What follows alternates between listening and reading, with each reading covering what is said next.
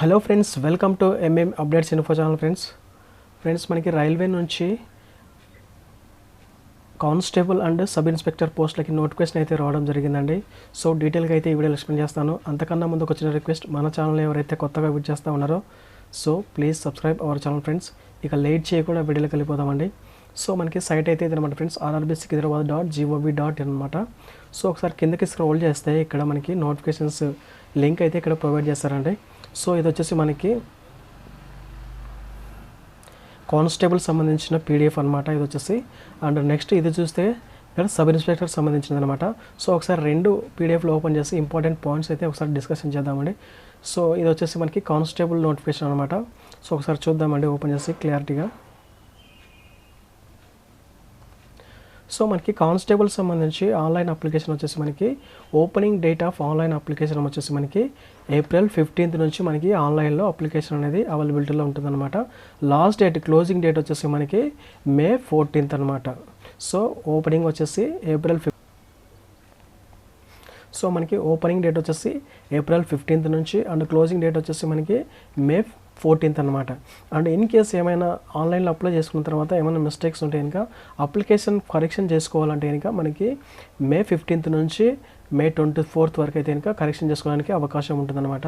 ఇక్కడ మనకి పోస్ట్ వచ్చేసి కానిస్టేబుల్ ఎగ్జిక్యూటివ్, పే స్కేల్ వచ్చేసి Level 3 అనమాట. అండ్ ఇనిషియల్ పే వచ్చేసి 21,700 రూపీస్.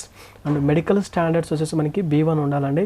సో ఆ B1 ఏంటి అనేది ఒకసారి కింద చెక్ చేద్దామండి ఒకసారి.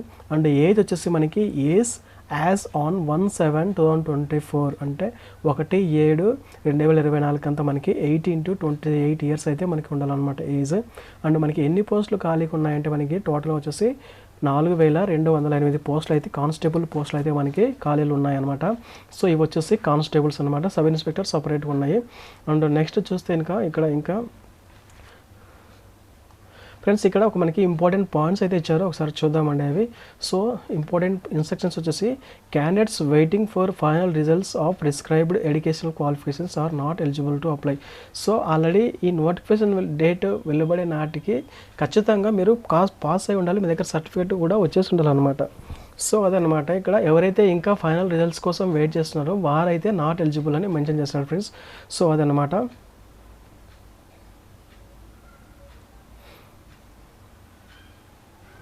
ఇంకా నెక్స్ట్ చెక్ చేస్తే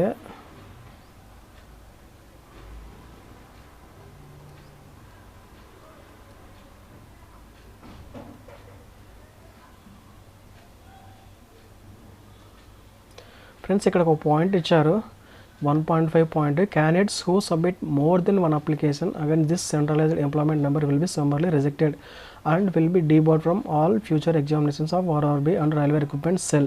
సో ఒకటి కంటే ఎవరైతే ఎక్కువ అప్లై చేస్తారో వాళ్ళను డీబార్ చేస్తామని మెన్షన్ చేస్తారన్నమాట. సో కంపల్సరీ ఒకటే అప్లికేషన్ పెట్టుకోండి.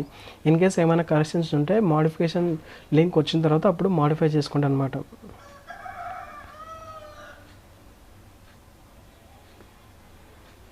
ఇక్కడ ఇంకో పాయింట్ కూడా ఇచ్చాడండి, candidates who have been dismissed from service by the central government of India or state government or public sector undertaken or any other government organization are not eligible and should not apply. So ఎవరైతే కనుక job చేస్తామండి వాళ్ళు service నుంచి dismiss అయితే కనుక వాళ్ళు apply చేసుకోవద్దు, వాళ్ళు నాట్ ఎలిజిబుల్ అని మెన్షన్ చేశారనమాట. అండ్ నెక్స్ట్ చూస్తే కనుక ఇక్కడ ఫ్రెండ్స్ ఇక్కడ ఒక పాయింట్ అయితే ఇచ్చారు, signature of the candidates on all the documents should be uniform and identical. So ఏదైనా డాక్యుమెంట్స్ మీద మీరు సిగ్నేచర్ చేస్తే సేమ్ ఉండాలని మెన్షన్ చేస్తారన్నమాట. Signature must be in running handwriting and not in block or capital or disjointed letters. So free hand రైటింగ్తో మీరు signature అనేది చేయవలసి ఉంటుంది అనమాట, క్యాపిటల్ లెటర్స్లో ఉండకూడదని మెన్షన్ చేశాడు. అండ్ నెక్స్ట్ చూస్తే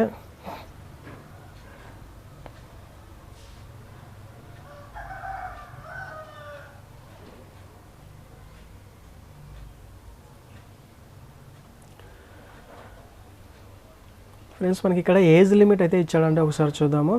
ఏజ్ లిమిట్ వచ్చేసి మనకి యాజ్ ఆన్ 1/7/2024 నుంచి మనకి 18 to 25 years అయితే ఉండాలండి.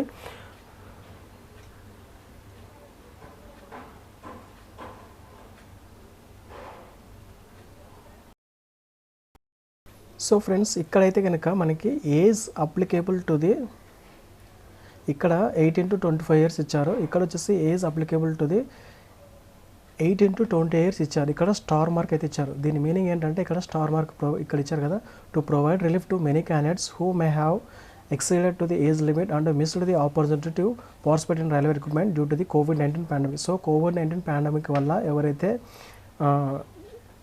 అవకాశాన్ని కోల్పోతున్నారో వారికి అందరికీ 3 years ఎక్స్టెండ్ చేస్తున్నాము, ఒక అవకాశాన్ని కల్పిస్తున్నామని చెప్పి 18 to 28 years అయితే ప్రొవైడ్ చేస్తారనమాట. అండ్ ఇక్కడ ఇంకా ఏజ్ రిలాక్సేషన్ కూడా ఇచ్చారండి.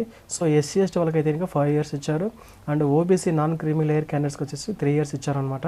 సో ఇక్కడ ఎక్సెసరీస్ వాళ్ళకి కూడా ఇచ్చారండి. వీటిల్లో మళ్ళీ unreserved EWS, OBC and SC ST ex service వాటిల్లో మళ్ళీ ఎస్సీ ఎస్టీ వాళ్ళకు రిజర్వేషన్స్ ఇచ్చారనమాట.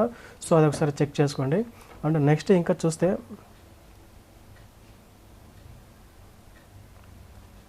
సో ఇక్కడ డేట్ ఆఫ్ బర్త్ ఎప్పుడులోగా పుట్టి ఉండాలని కూడా ఇచ్చాడండి. సో ఇక్కడ చూస్తే డేట్ ఆఫ్ బర్త్ వచ్చేసి మనకి ఏజ్ గ్రూప్ వచ్చేసి 18 to 28 ఉండాలి. అన్రిజర్వ్డ్ అండ్ ఈడబ్ల్యూఎస్ వాళ్ళైతే కనుక 2/7/1996 ఉండాలి. అండ్ ఓబీసీ వాళ్ళైతే కనుక 2/7/1993 అండ్ ఎస్సీ ఎస్టీ వాళ్ళైతే కనుక 2/7/1991. Lower limit of date of birth not later than all candidates. So ఇక్కడ ఉంది కదా, ఈ ఇయర్ నుండి ఈ 1/7/2026 లోపలైతే కనుక పుట్టి ఉండాలన్నమాట. సో మీకు అర్థమైందని అనుకుంటున్నాను. అన్రిజర్వ్డ్ అండ్ ఈడబ్ల్యూఎస్ వాళ్ళైతే కనుక 2/7/1996 సంవత్సరం నుంచి 1/7/2006 మధ్యలో పుట్టి ఉండాలి. ఓబీసీ వాళ్ళైతే కనుక 2/7/1993 నుంచి 1/7/2006 లోపు మధ్యలో ఉండాలి. ఎస్సీ ఎస్టీ వాళ్ళైతే కనుక 2/7/1991 నుంచి 1/7/2006 లోపల పుట్టి ఉండాలన్నమాట. సో దాని మీనింగ్ అయితే అదనమాట ఫ్రెండ్స్. అండ్ ఇంకా ఒకసారి ఇంపార్టెంట్ పాయింట్ చూస్తే ఇంకా ఇక్కడ ఎగ్జామినేషన్స్ ఫీజు అయితే ఇచ్చారండి. ఎగ్జామ్ ఫీజు వచ్చేసి మనకి ఫర్ ఆల్ క్యాండిడేట్స్ వచ్చేసి except categories mentioned below at serial number 2. So మామూలుగా అయితే ఇంకా 500 రూపీస్ అయితే పే చేయాలన్నమాట. And SC ST ex service man, female, minorities, EBC economically backward classes వాళ్ళైతే ఇంకా 250 రూపీస్ అయితే పే చేయాలి. వీళ్ళకి వచ్చేసి this fee 250 rupees will be refunded duly deducting bank charges as applicable on appearing in CBT. So వీరికి అందరికీ కూడా CBT computer based test exam ఎవరైతే అటెండ్ అవుతారో వారికి మళ్ళీ అమౌంట్ అనేది రీఫండ్ చేయడం జరుగుతుంది అనమాట. సో ఇక్కడ వచ్చేసి SC ST ex service man, female, minorities, EBC candidates ఎవరైతే ఉన్నారో వాళ్ళకి 250 రూపీస్ అనమాట. వీళ్ళు కాకుండా మిగతా వాళ్ళు ఎవరైతే ఉన్నారో వాళ్ళు 500 రూపీస్ అమౌంట్ అయితే పే చేయాలన్నమాట. సో ఫస్ట్ సిబిటీ ఎవరైతే అటెండ్ అవుతారో వాళ్ళకి అమౌంట్ అనేది రీఫండ్ చేయడం జరుగుతుంది అనమాట. అండ్ నెక్స్ట్ చూస్తే ఇక్కడ నోట్ అయితే ఇచ్చాడు, ఒకసారి చూడండి. Only candidates who attend CBT will get a refund of their examinations fee as mentioned above. So అదనమాట, ఎవరైతే సిబిటీ ఎగ్జామ్కి ఎవరైతే అడుగుతారో వాళ్ళకి మాత్రమే అమౌంట్ అనేది రీఫండ్ అవ్వడం జరుగుతుంది అనమాట. సో ఇంకా ఇంపార్టెంట్ పాయింట్ చెక్ చేస్తే ఒకసారి ఫ్రెండ్స్, ఇక్కడ రిక్రూట్మెంట్ ప్రాసెస్ అయితే ఇచ్చానంటే ఒకసారి చూద్దాము. రిక్రూట్మెంట్ ప్రాసెస్ వచ్చేసి ఫస్ట్ వచ్చేసి మనకి కంప్యూటర్ బేస్డ్ టెస్ట్ అనమాట.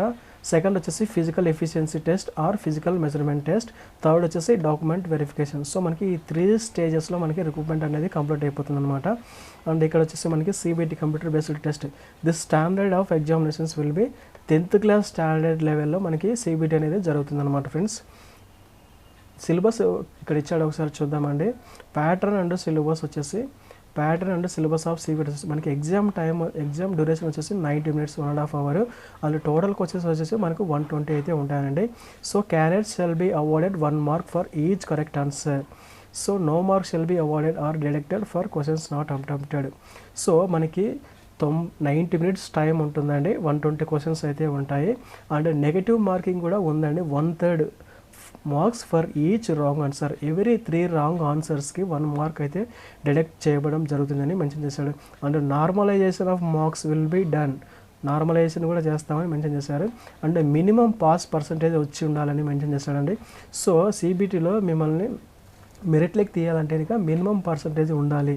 So unreserved EWS and OBC వాళ్ళైతే కనుక 35% ఉండాలి, అండ్ ఎస్సీ ఎస్టీ వాళ్ళైతే కనుక 30% వస్తేనే మిమ్మల్ని కన్సిడర్ చేస్తారనమాట. సో ఎస్సీ ఎస్టీ వాళ్ళు 30% అండ్ అన్రిజర్వ్డ్ ఈడబ్ల్యూఎస్ ఓబీసీ వాళ్ళైతే కనుక 35% వచ్చి ఉండాలని మెన్షన్ చేస్తారనమాట. The marks code in CBT will be counted for short listing of candidates for further stages of this recruitment process. So అదనమాట.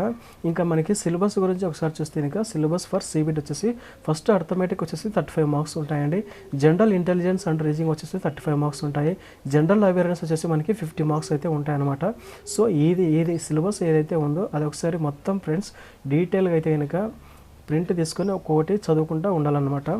అండ్ నెక్స్ట్ చూస్తే కనుక physical efficiency test or physical measurement test. So ఇది చాలా important అనమాట. ఇది second stage అనమాట. CBT 1కి ఎవరైతే క్వాలిఫై అవుతారో వాళ్ళకి ఈ యొక్క సెకండ్ స్టేజ్కి ఇన్వైట్ చేస్తారనమాట. సో ఇక్కడ మనకి కానిస్టేబుల్ ఎగ్జిక్యూటివ్ మెయిల్ ఫీమేల్ అనమాట. సో ఈ పోస్ట్లకి మెయిల్ ఫీమేల్ ఇద్దరు కూడా ఎలిజిబుల్ అనమాట. సో మెయిల్కి వచ్చేసి 1600 మీటర్స్ రన్నింగ్ ఉంటుంది, 800 మీటర్స్ రన్నింగ్ ఉంటుంది, లాంగ్ జంప్ ఉంటుంది, హై జంప్ ఉంటుంది అనమాట. మెయిల్కి వచ్చేసి 5 minutes 45 seconds అండ్ ఫిమేల్కి వచ్చేసి 800 మీటర్స్ రన్నింగ్ ఉంటుందన్నమాట, 3 minutes 40 seconds. సో మేల్కి వచ్చేసి 600 మీటర్స్ రన్నింగ్ ఉంటుంది, ఫిమేల్కి వచ్చేసి 800 మీటర్స్ రన్నింగ్ ఉంటుంది. వీళ్ళకైతే ఇంకా లాంగ్ జంప్ హై జంప్ వచ్చేసి ఇద్దరికి ఉంటుంది అనమాట. కానిస్టేబుల్స్ మేల్ లాంగ్ జంప్ వచ్చేసి 14 feet, హై జంప్ వచ్చేసి 4 feet and constable executive female వచ్చేసి లాంగ్ జంప్ వచ్చేసి 9 feet అండ్ హై జంప్ వచ్చేసి 3 feet అనమాట. అండ్ ఇక్కడ ఫిజికల్ మెజర్మెంట్ టెస్ట్ వచ్చేసి మనకి అన్రిజర్వ్డ్ ఈడబ్ల్యూఎస్ ఓబీఎస్ వాళ్ళకి వచ్చేసి కనుక height chest in centimetres only for males, ఇది వచ్చేసి ఎక్స్పాండెడ్ అనమాట ఇది. సో ఇక్కడ వచ్చేసి మనకి హైట్ వచ్చేసి మేల్ ఫీమేల్కి ఇద్దరికి ఉంటుందండి. మేల్కి వచ్చేసి 165 ఉండాలి, ఫీమేల్కి వచ్చేసి 157, ఇది వచ్చేసి అన్రిజర్వ్డ్ వాళ్ళకి. ఎస్సీ ఎస్టీ వాళ్ళకి వచ్చేసి మేల్ హైట్ వచ్చేసి 160 ఉండాలి, ఫీమేల్కి వచ్చేసి 152 ఉండాలి. అండ్ ఇక్కడ మనకి చెస్ట్ వచ్చేసి మనకి ఇది వచ్చేసి ఓన్లీ మేల్కి అనమాట, అన్ఎక్స్పాండెడ్తో నార్మల్గా అయితే 80 ఉండాలి, ఎక్స్పాండ్ చేస్తే 85 రావాలి. అండ్ ఎస్సీ ఎస్టీ వాళ్ళకైతే కనుక నార్మల్గా అయితే కనుక 76.2 ఉండాలి, అండ్ ఎక్స్పాండ్ చేస్తే కనుక 81.2 ఉండాలని మెన్షన్ చేస్తాడు అనమాట. సో అదనమాట. అండ్ ఇక్కడ కొన్ని కేటగిరీస్ ఇచ్చారండి వీళ్ళు ఎస్టీ వాళ్ళు అనమాట, గోక్రాస్, మరాఠాస్. సో వీళ్ళకి కొన్ని స్పెషల్ కేటగిరీ వాళ్ళకైతే కనుక ఈ విధంగా ఇచ్చారు. సో అది ఒకసారి చెక్ చేసుకుని ఫ్రెండ్స్, సపరేట్గా ఉన్నాయి వాళ్ళకి. అండ్ నెక్స్ట్ చూస్తే ఇంకా ఇక్కడ ఫ్రెండ్స్ ఇక్కడ ఒక నోట్ అయితే ఇచ్చారనమాట. For 1600 or 800 metres event only 1 chance అనమాట, ఓన్లీ 1 ఛాన్స్ మాత్రమే ఇస్తారు. And long jump high jump వచ్చేసి మనకి 2 chances ఇస్తారని మెన్షన్ చేస్తున్నారు. సో ప్రతి ఒక్కరికి ఇక్కడ వచ్చేసి 600, 1600, 1800 వచ్చేసి ఓన్లీ 1 ఛాన్సెస్ మాత్రమే ఇస్తారు. లాంగ్ జంప్ హై జంప్ వచ్చేసి 2 chances ఇస్తాము అని మెన్షన్ చేస్తాడు అనమాట. అండ్ ఇక్కడ ఇంపార్టెంట్ పాయింట్ వచ్చేసి 7th PET or PMT is qualifying nature, only qualifying మాత్రమే అనమాట. No marks are to be awarded. So దానికైతే ఏం మార్క్స్ ఉండవని మెన్షన్. సో మీకు జాబ్ రావాలంటే ఇంకా ఫస్ట్ కంప్యూటర్ బేస్డ్ టెస్ట్ అనేది చాలా ఇంపార్టెంట్ అండి. అందులో ఎంత వీలైనంత మార్క్స్ వస్తే జాబ్ రావడానికి అంత ఆస్కారం ఉంటుంది. సెకండ్ది వచ్చేసి ఓన్లీ క్వాలిఫైయింగ్ నేచర్ అన్నమాట. అంటే ఇంకా ఇంపార్టెంట్ పాయింట్స్ వస్తే ఇక్కడ మనకి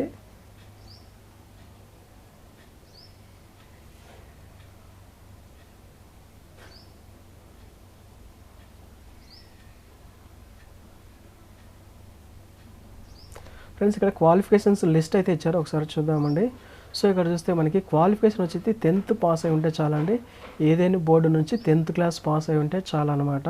మెడికల్ స్టాండర్డ్ వచ్చేసి B1 ఉండాలని మెన్షన్ చేశాడు. సో అదనమాట 10th క్లాస్ క్వాలిఫై ఉంటే చాలు కానిస్టేబుల్ పోస్ట్కి. అండ్ ఇక్కడ మనకి రిజర్వేషన్స్ వైజ్గా ఇచ్చాడండి. సో అన్రిజర్వ్డ్ 1450 ఉన్నాయి, ఎస్సీ వచ్చేసి 536, ఎస్టీ 268, ఓబీసీ 966, ఈడబ్ల్యూఎస్ వచ్చేసి 357, టోటల్ వచ్చేసి 3577. ఇవి వచ్చేసి మేల్కి అనమాట. అండ్ ఫీమేల్కి వచ్చేసి అన్రిజర్వ్డ్ ఫీమేల్కి వచ్చేసి సపరేట్గా ఉన్నాయి. Unreserved 256, SC 95, ST 947, OBC 170, EWS 63, total వచ్చేసి 631. So ex service men of 10% of total vacancies. So రెండిట్లో కలిపి వాళ్ళకి 420 అయితే ఉండడం జరుగుతుంది ఫ్రెండ్స్. సో ఇంకా నెక్స్ట్ చూస్తే కనుక ఇవి వచ్చేసి మనకి సర్టిఫికేట్స్ అనమాట ఫ్రెండ్స్. సో ఇంపార్టెంట్ పాయింట్స్ అయితే అవే అనమాట కానిస్టేబుల్ సంబంధించి. And sub inspector SI notification గురించి కూడా ఒకసారి చూద్దామండి. ఇది వచ్చేసి సేమ్ అండి, ఆన్లైన్ అప్లికేషన్ డేట్ వచ్చేసి కానిస్టేబుల్కి వెళ్ళాను దీని కూడా అనమాట. సో ఏప్రిల్ 15th నుంచి మే 14th వరకు అనమాట. సో ఆన్లైన్ మోడిఫికేషన్స్ కూడా సేమ్ డేట్ అనమాట. మనకి పోస్టులలో వచ్చేసి మనకి డిఫరెంట్ ఉంది, 452 పోస్టులు అయితే ఉండడం జరిగింది friends. And remaining all same అనమాట. అండ్ క్వాలిఫికేషన్ వచ్చేసి డిఫరెంట్ ఉందన్నమాట. దీనికి వచ్చేసి డిగ్రీ ఉండాలని మెన్షన్ చేశాను అనమాట. సో అది కూడా మీకు ఒకసారి చూపిస్తాను. సో ఇక్కడ మనకి క్వాలిఫికేషన్ కానిస్టేబుల్కి వచ్చేసి మనకి 10th క్లాస్ ఉంటే చాలు. అండ్ సబ్ ఇన్స్పెక్టర్ వచ్చేసి మనకి graduate from a recognised university. So ఏదైనా యూనివర్సిటీ నుంచి గ్రాడ్యుయేషన్ ఉండాలని మెన్షన్ చేశారనమాట. సో ఇదే అనమాట ఫ్రెండ్స్ దీనికి సంబంధించి RPF constable and SI notification గురించి. సో ఇంకేమైనా డౌట్స్ ఉంటే కామెంట్ చేయండి. వీడియో అయితే నచ్చితే లైక్ చేయండి. అండ్ మీ ఫ్రెండ్స్ ఎవరంటే వారు కూడా షేర్ చేయండి ఫ్రెండ్స్.